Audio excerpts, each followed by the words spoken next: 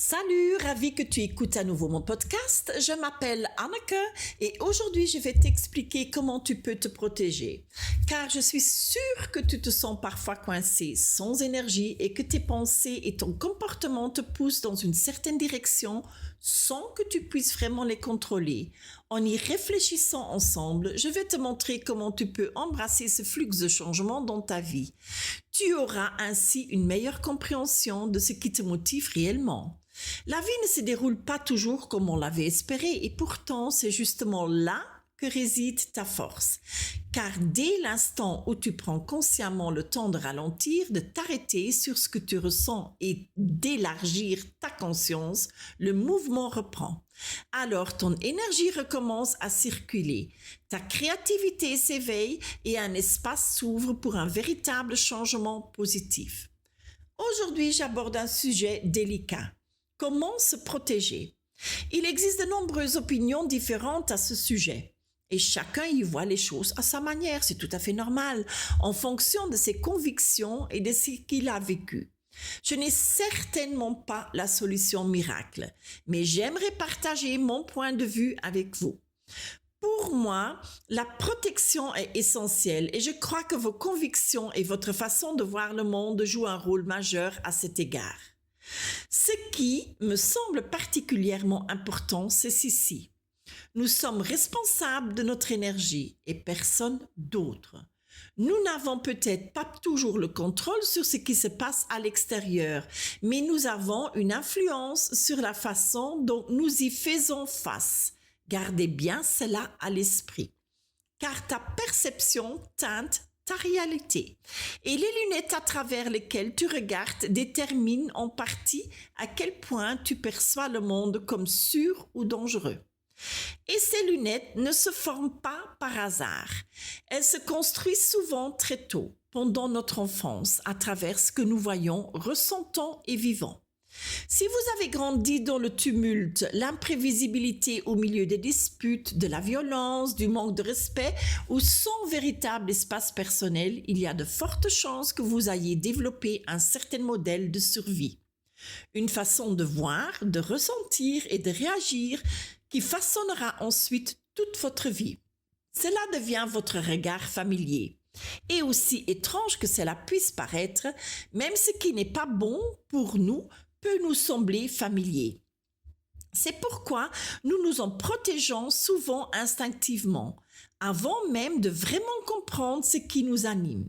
Et crois-moi, que tu le veuilles ou non, tôt ou tard, cela reviendra sur ton chemin, jusqu'à ce que tu sois prête à y regarder en face et à t'y attaquer. Entre-temps, je me suis déjà procuré une nouvelle paire de lunettes, au sens figuré naturellement, et j'espère que tu es toi aussi ouvert à cela, car soyons honnêtes, changer ses convictions n'est pas facile. Cela se fait couche par couche, comme lorsque on épluche un oignon.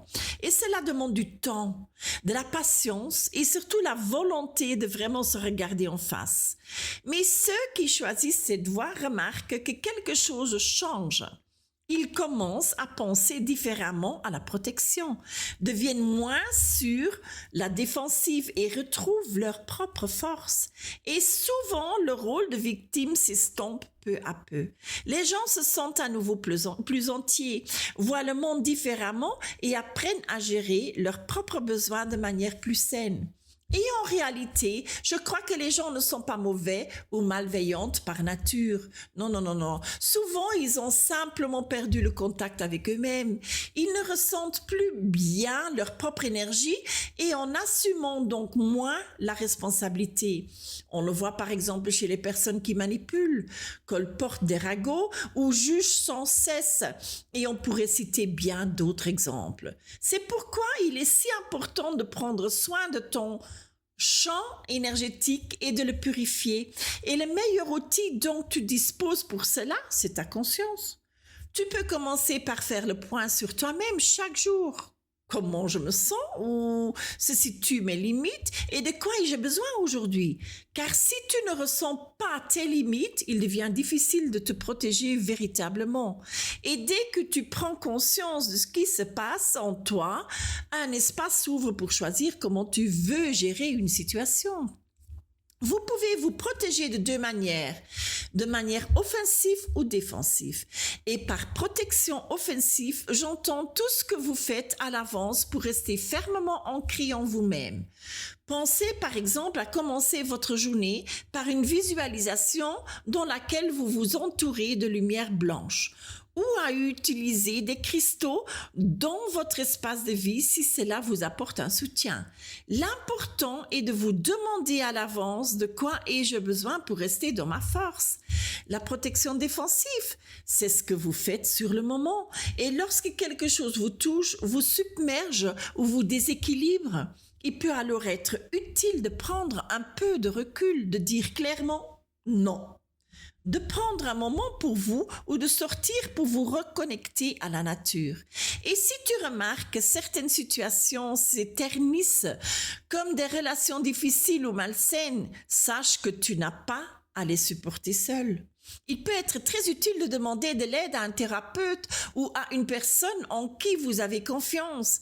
Quelqu'un qui peut vous accompagner, vous soutenir et vous aider à comprendre ce qui se cache derrière ce déclencheur. N'oublie pas non plus, ton champ énergétique est vivant et en constante évolution. Il réagit à ton humeur, à ton corps, à ton dialogue intérieur et aux personnes qui t'entourent. C'est pourquoi le véritable changement commence toujours par la prise de conscience. Ce n'est que lorsque vous ressentez ce qui se passe dans l'instant présent que vous pouvez choisir consciemment comment vous rééquilibrer et comment gérer ce qui vous arrive à l'extérieur. C'est là que réside votre force et c'est précisément pour cela que votre conscience mérite votre attention jour après jour. Je termine ici et merci de m'avoir écouté. Si le podcast t'a touché, n'hésite pas à le liker et à le partager avec d'autres car chaque choix conscient met quelque chose en mouvement. Ciao, ciao!